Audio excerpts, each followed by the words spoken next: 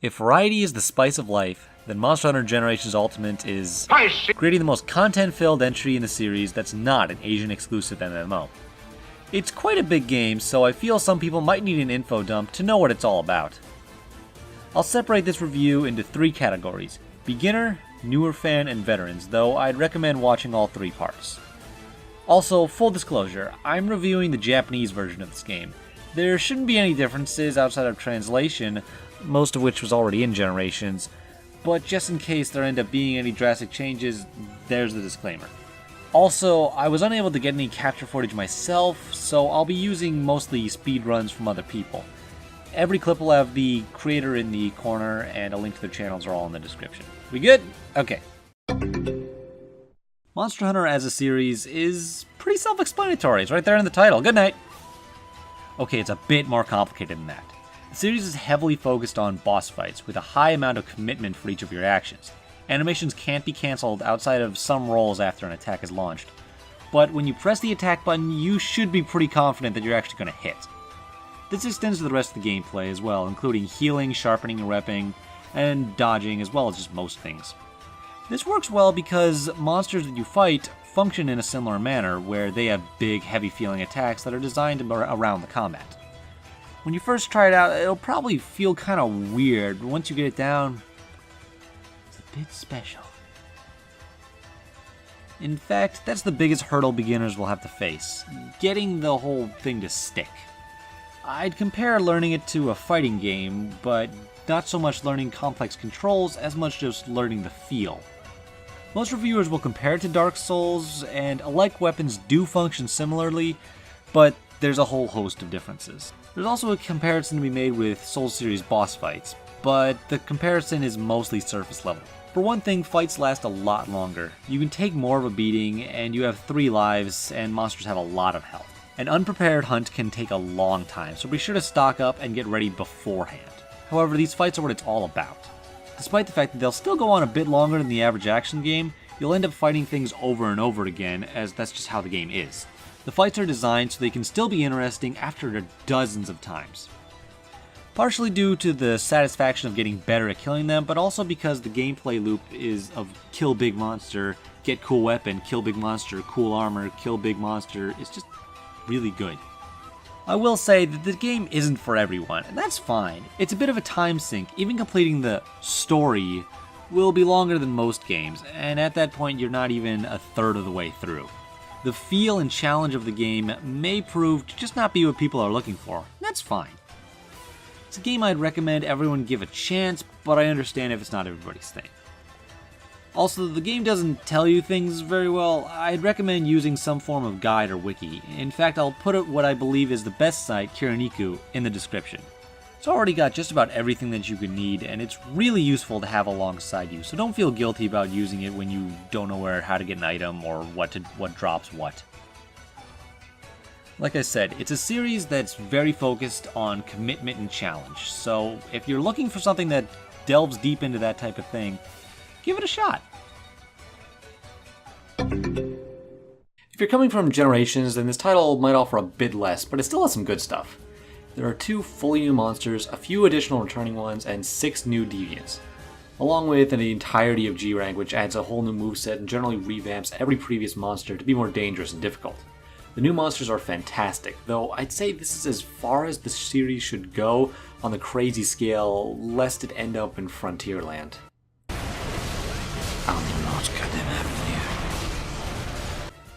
It also adds 2 new styles, Valor and Alchemy. Oh yeah, I forgot to mention, this game has styles. You've got Guild, which is the regular way to play like the other games, Aerial, which focuses around jumping on the monster delivering leaping attacks, usually a bit more simplistic and flashy, but can be really fun. Striker, which focuses on hunting arts, allowing them to be charged faster. We'll get to what the hell hunters are in a sec. Striker tends to be hit or miss among weapons. It depends if it's like Insight Glaive, where they remove the entirety of the moveset, or if it's like Charge Blade, where they don't. And lastly, there's Adept. It's all about dodging through attacks. It's supposed to reward aggressive play and successful evasion, but can be a bit of a crutch, as it actually makes evasion easier. It's not completely busted, but if you're struggling, maybe try it out.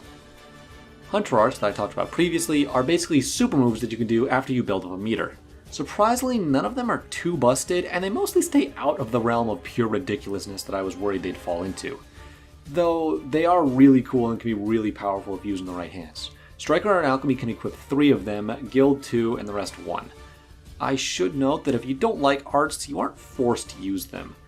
2 of the most used and probably the best in the game are just dodges that can get you out of a bad situation. You can play the game like one of the older entries, just using Guild and some of the more generic Hunter arts that don't really feel too crazy. In fact, sometimes it's the optimal way to play. Of the 2 new styles, Valor is the one most talked about. It's basically all about building up a meter that once max improves your moveset. While building up the meter, the moves are often locked behind a new sheathing animation that can be cancelled out of into attacks. It's again meant to encourage a heavy offensive playstyle, but again it can feel a little overly forgiving given that the stance doubles as an evasion and you only take a small amount of damage. It's an extremely fun style though, and not as overpowered as some would make it out to be. But I see a few minor tweaks and maybe more damage when you evade would make it perfect. Alchemy is based entirely around shaking the barrel to make items and generally play support for the team. You can make it so that when activating arts, you buff your entire team, as well as making cool items that you can use in combat. It's a style that often gets brushed under the rug for the much flashier Valor style, but it can be really fun, especially under a group setting. Gotta shake that goddamn barrel.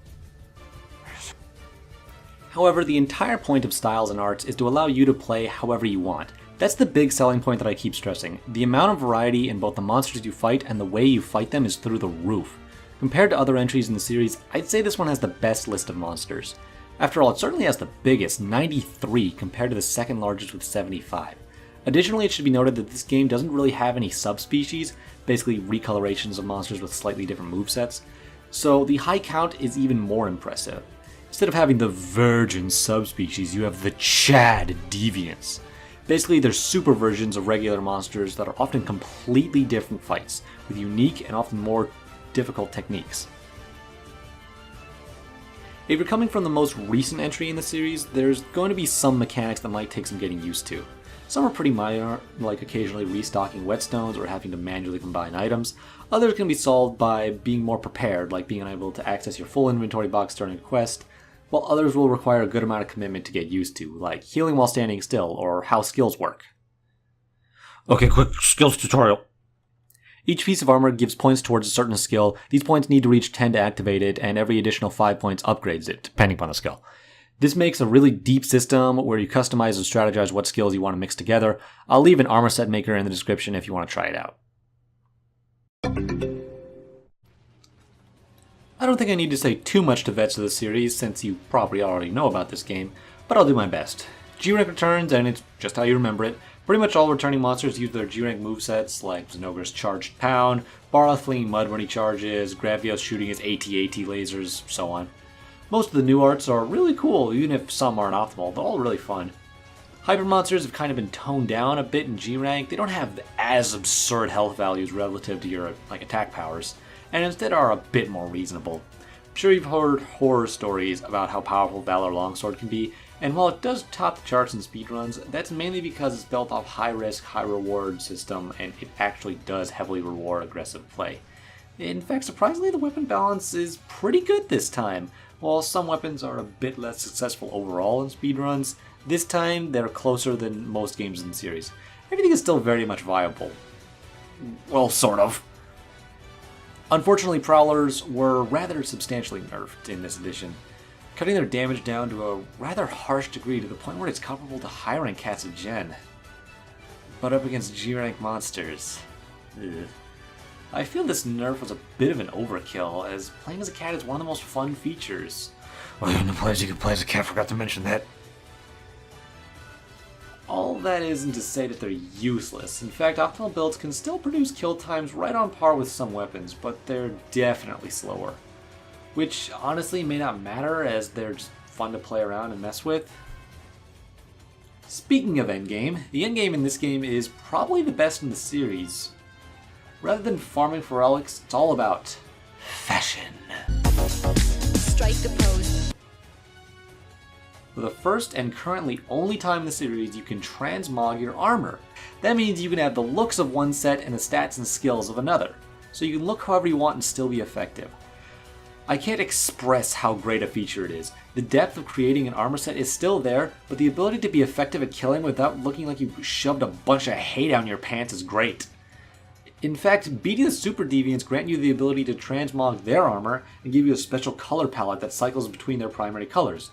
Again, it's all about being fashionable. Speaking of Super Deviants, they're the main equivalent of 140 quests from 4U, though thankfully nowhere near as cheap as Apex, and are actually challenging in a rather fair way. They're still extremely scary and rather daunting, but in a manner that's not making your weapons bounce every 5 seconds. Basically what I'm saying is, I'm a brave boy.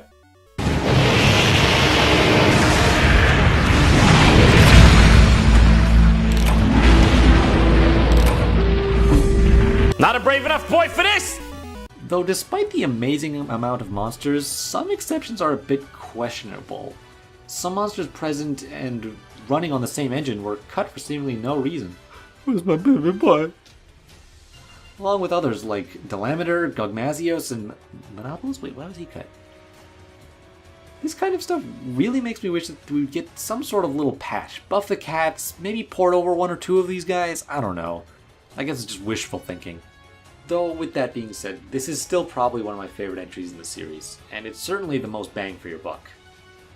I'll say it just like I did at the beginning. The variety in this game is what makes it truly special. The variety in the armor designs, playstyles, endgame monsters, and just general content is the best part of this game.